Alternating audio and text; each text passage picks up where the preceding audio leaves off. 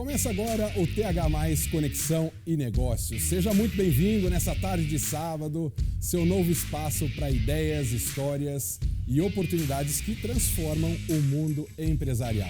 Eu sou Marcos Tonin, executivo de recursos humanos, e juntos aqui vamos conectar empreendedores, especialistas e líderes que estão fazendo a diferença no mercado.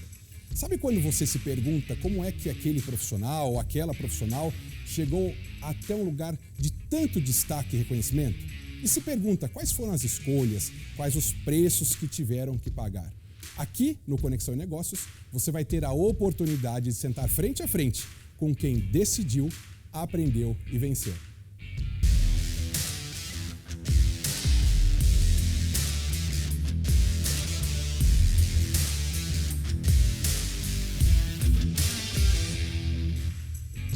E hoje o assunto é sério, urgente e bem mais próximo do que você imagina. Hoje nós vamos falar sobre a superexposição das crianças nas redes da internet.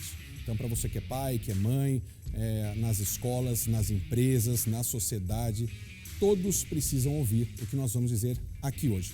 E para falar sobre esse tema com tanta profundidade que ele merece, eu convidei um dos maiores nomes do direito digital no Brasil. O advogado com mais de 30 anos de experiência e especialista em direito digital, presidente da Comissão de Direito Digital da OAB Campinas e membro da Comissão de Privacidade e Proteção de Dados do OAB Campinas. Além de tudo, ele é pai, assim como eu, assim como você, ou que pode ser mãe, né, que torna essa conversa ainda mais relevante. Seja muito bem-vindo, Dr. Carlos Campos. Boa tarde, Marcos. Tudo bem, doutor? Boa tarde. Seja bem-vindo ao Conexão e Negócios. Por favor, fique à vontade. Obrigado pelo convite. Imagina, é um prazer ter o senhor hoje aqui com a gente. Fique atento porque o tema é sério, é urgente, porque as redes digitais estão dando o que falar, né, doutor? Estão sim, Marcos. A internet ela veio para trazer uma mudança significativa, né, no comportamento e na vida das pessoas. Né? Isso é muito sério, né? É muito sério, né? Então, essa geração, essa nova geração que está vindo já conectada, que nós chamamos de geração hiperconectada, né? Elas já têm um acesso muito fácil às redes. Né? E isso tem os seus benefícios e também os seus cuidados que tem que ter, né? Principalmente dos tutores, né? Dos pais, dos educadores, para que essas crianças e adolescentes atuem de uma forma correta, né, dentro com responsabilidade dentro da rede, para que possa assim utilizar desse sistema que é muito bom, que é maravilhoso, mas tem seus riscos também. Né? Com certeza. Tem um dado muito importante, você que tem criança em casa, um dado aqui no Brasil que fala que 93% dos jovens e adolescentes de 7 a 17 anos já tem contato ou teve contato com as redes. Então o assunto é sério, né, doutor? Assim, quando a gente pensa, às vezes está dentro de casa, o pai e a mãe quer proteger a criança, fala, não vai sair para a festa, é melhor, eu prefiro que fique no quarto em casa, né? E aí a criança vai lá, fecha a porta do quarto e aí parece que fica mais exposta do que se estivesse na rua, não é? Na realidade, Marcos, nós pais, nós temos a falsa sensação de que a criança ou adolescente dentro de casa, ele está protegido. Né? Mas na realidade, muitas vezes através de jogos, de plataformas, de redes sociais, ele está interagindo ali com muitas pessoas, né? Com milhões de pessoas. Então essa conversa com o filho, dos pais com o filho, é muito importante, né? Para que eles tenham consciência daquilo que eles estão navegando, das plataformas que eles estão utilizando, para poder navegar de uma forma correta dentro da internet e tentando mitigar ao máximo os riscos que existem ali, né? Porque tem muitas plataformas que o uso é livre, né? Que não tem uma moderação, vamos dizer assim. Mas tem uma idade mínima, não tem, doutor? Ou teria que ter uma idade mínima para a criança ter acesso a essas redes, né? Tem. Algumas plataformas têm, né? Redes sociais, o Instagram, o Facebook, mesmo o WhatsApp, eles têm uma idade mínima, né? Mas tem outras plataformas que não mantêm isso, não mantém esse rigor, né, na questão da idade, né, como o Discord, por exemplo. Esse não tem. E ali é tudo muito livre, né? O Discord deixa as coisas muito abertas. Né? Os moderadores ali, os grupos que são chamados ali dentro dessa plataforma, eles circundam ali e manipulam muitas informações ali e deixa livre a conversa, né, daqueles integrantes. Né? Doutor, é importante, assim, não querendo cortar, mas é importante dizer, as pessoas têm ouvido falar muito sobre o Discord, né? Não sei se você em casa já ouviu falar sobre essa rede. O que é o Discord? O Discord ele é uma rede de conversas, como no mesmo modelo do WhatsApp. Só que o Discord ele não tem uma moderação tão ativa de conteúdos que são colocados ali. Então, aqueles grupos que são criados dentro dessa plataforma, que são chamados de servidores, eles podem atuar de qualquer forma, com qualquer imagem, com qualquer postagem, eles não têm uma regulação ali dentro. Então, as informações circulam ali de uma forma muito mais aberta.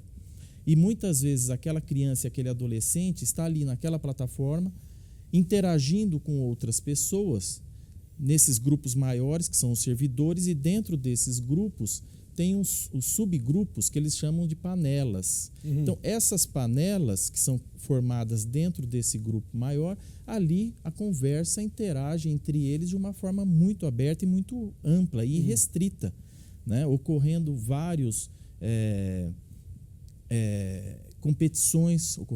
competições ali dentro. Né? Aqueles desafios, podem vir muito dali, né? E a criança e o adolescente, muitas vezes, naquela emoção de estar ali participando daquilo, ela vai na inocência muitas vezes, né? E participa e acontece vários desses fatos que a gente tem observado aí nas mídias, né? Com crianças se mutilando, praticando, às vezes, situações com objetos de pressão na boca, com desodorantes, né, que são desafios que são colocados muitas vezes nessa plataforma e as crianças envolvidas ali vão interagindo com isso. Né? Afora, muitas vezes, as questões de pedofilia que pode ocorrer ali dentro, nudes, né, nudez com crianças e adolescentes. Então, tudo isso é um perigo constante na rede que os pais têm que estar muito atentos e ativos com esse comportamento do filho. Né? É importante, né? A gente que é pai sabe como isso é difícil, né? Não sei você que está nos acompanhando, se você é pai ou mãe, né, tio, tia, é importante a gente ter esse cuidado, né, doutor? Porque às vezes é na inocência, na brincadeira, não quer levar aquilo, mas acaba acontecendo, às vezes, infelizmente, algumas fatalidades aí que depois, infelizmente, a gente acaba vendo aí nas TVs falando sobre isso, né? Sem dúvida, né, Marcos? E agora, essa questão da aproximação dos familiares com o adolescente, com a criança, é importantíssimo.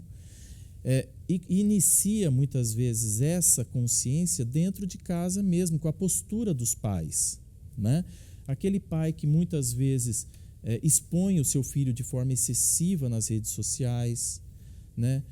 Demonstrando, por exemplo, a título só de exemplo mesmo, o logo de uma escola. Eu ia perguntar Tira uma isso. foto com o filho na escola, fazendo um check-in que está deixando a criança lá, que está indo buscar em tal horário. Isso fomenta, muitas vezes, dentro da rede, o impulsionamento, mas não só na visualização de pessoas boas que acompanham aquela família, mas de pessoas más, né, que estão ali observando o comportamento daquela família para poder agir de uma forma ilícita, né?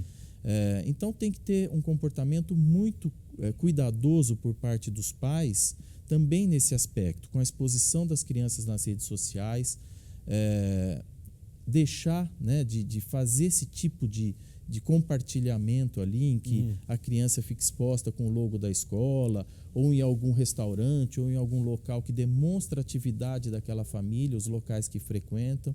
Então, esse tipo de cuidado é muito importante. Aquele post, né, que a gente faz às vezes uma criança, né, vai lá fazer um storyzinho, faz um post de 30 segundos, expondo a criança. Né? Às vezes ela está numa festa de escola, uma festa particular, ali em algum momento. Isso pode, né, ocasionar algum problema com a criança? Assim, isso pode trazer algum problema com essa exposição dessa imagem? Olha, Marcos, toda exposição ela tem os seus riscos, né, e os seus cuidados.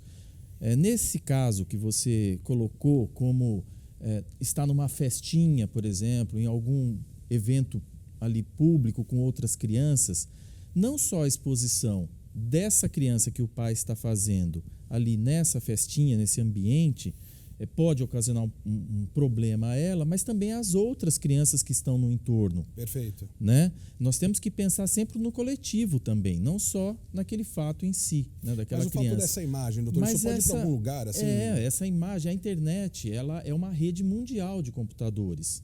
Então, uma vez colocada essa imagem na internet, o grande problema é conseguir tirar isso da internet. Ela foi para a internet, para uma rede social que está aí, dificilmente você consegue apagar do sistema.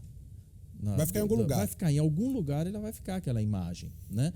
E uma coisa que o usuário nunca, assim, dificilmente ele faz uso do que ele tem, é ler o termo de política de privacidade daquela rede social. Verdade. Os termos de uso daquela rede social. É verdade. Você lê em casa aí, vai colocar um aplicativo novo, né, doutor? Você lê em casa quais são aqueles termos de uso, que é enorme aqui. Enorme. Né? Alguém lê aquilo, doutor? Dificilmente alguém lê. Eu tive o cuidado de ler de várias plataformas, né, que eu tenho e tal. Mas o termo de uso deles, a gente, muitas vezes o usuário transfere todas as informações para aquela rede. Então, a sua imagem, o que você posta, o que a pessoa posta ali naquela rede social, acaba se tornando um bem daquela companhia, daquela plataforma. Então, eles podem um dia disponibilizar uma foto dessa criança, por exemplo, num outdoor em Nova York, por exemplo. Aí o pai olha, vê aquilo e fala, mas o que está fazendo o outdoor do meu filho? Já tiveram aqui? Casos, né? Já tiveram vários casos assim, né? Em que a plataforma ela obtém o direito de uso daquela imagem. Que coisa, então, né? Esse é um pequeno ponto. Agora, tem o ponto também dos ilícitos que podem ocorrer. Hoje em dia, com a inteligência artificial, as pessoas podem manipular de todas as formas aquela imagem. Hoje com vídeos, né? Com vídeos, com som, né? Com a inteligência artificial utilizando o som, o vídeo, a imagem daquela pessoa. Então, o cuidado tem que ser muito criterioso quando a pessoa, o pai ou a mãe, tem que ser muito criteriosa quando vai fazer essa postagem. Essa exposição, né? Essa exposição da criança nas redes sociais. Ô, doutor, né? e o senhor como pai, né? Aqui no Conexões e Negócios a gente gosta muito de expor esse lado também, né? Do profissional e contar um pouco porque é a verdade do jeito que ela é, né?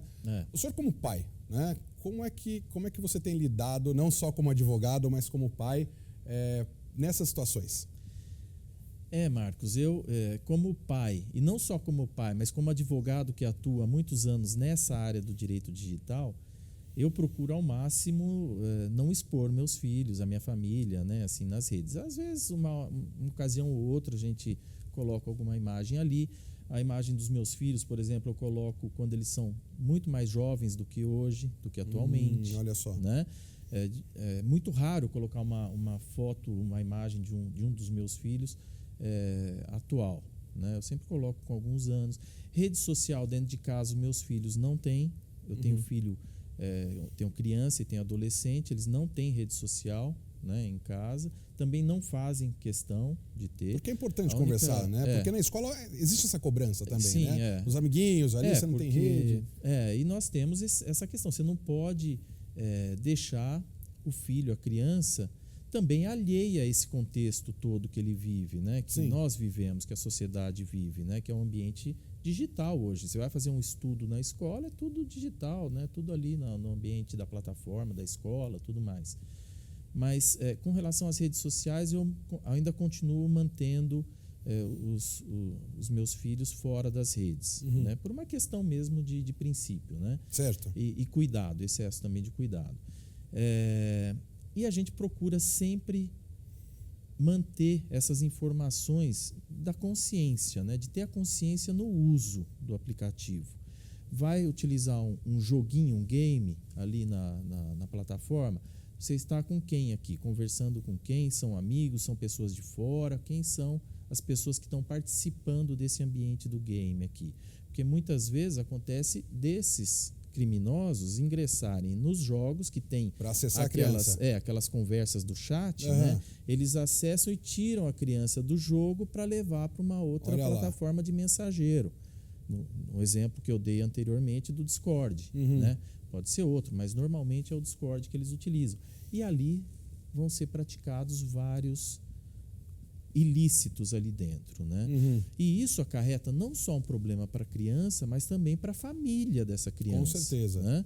Porque traz toda uma questão psicológica para essa criança, traz um possível dano aí, se essa criança pratica algum ilícito também dentro da rede, vai trazer consequências na esfera civil para os pais, para os responsáveis. Então é todo um aspecto que tem que ser muito cuidadoso. A coisa vai se desdobrando, né? Os Vai. problemas vão se desdobrando. E agora uma pergunta envolvendo mais uma questão profissional, doutor, porque a gente está falando muito de inteligência artificial, falando muito aí sobre esse caminho digital, e aí a gente tem a profissão do advogado, né? E há muito tempo atrás a gente ouviu falar que a profissão do advogado, da advocacia não ia existir mais por conta da inteligência artificial, mas não é o que a gente tem visto, é justamente o contrário. A pergunta é assim, vale a pena ainda, né? Para quem está nos assistindo, para aquele jovem que está pensando, né, numa carreira de advogado, pensando que agora se abriu uma outra linha, né? Vale a pena ainda ser advogado, doutor? Bom, eu adoro a minha profissão, né? Adoro o que eu faço e vale muito a pena, Marcos. A advocacia, o direito em si, ele abre muitos leques, né? Para que a pessoa possa atuar em várias frentes, né? Pode advogar, pode prestar concurso público para uma série de áreas aí, de setores. E agora, com a inteligência artificial, ela veio para ajudar no profissional, né? Para algumas atividades dentro do direito, como essas atividades repetitivas, em que não exige um comportamento mais repetitivo mesmo, a inteligência artificial ela vai atuar fortemente. Para todas as áreas, né? Para todas as áreas. Agora, na pessoa humana, na área em que requer o atendimento humano, do direito, do estudo, do critério, porque a inteligência artificial nada mais é do que são algoritmos e informações que são colocadas naquele sistema. Certo. Né? Então, a relação humana e o profissional, ele tem muito a crescer ainda. Bom saber, né, doutor? Com a inteligência artificial também, para ajudar. Né? Olha só que sábado gostoso esse o nosso, né, doutor? Eu adoraria ficar com o senhor uma tarde inteira. Acho que quem está nos acompanhando também gostaria de ter um tempo a mais. Né? Se alguém quiser ter mais informações, o senhor tem algum contato que possa passar para que as pessoas possam, né, tirar mais dúvidas? Quem quiser, só me seguir nas redes sociais, que Carlos Alberto Casanova Campos. E ali a gente pode trocar ideias, bater bastante papo ali também. Que bom, foi um prazer. Igualmente. Espero que você também tenha gostado. Se você quiser acompanhar mais do Conexão e Negócios também, os bastidores, me acompanhe no @MarcosToninhoOficial e eu aguardo você no sábado que vem aqui também, com profissionais desse calibre aqui também, no nosso próximo sábado. Um grande abraço a você e até a próxima.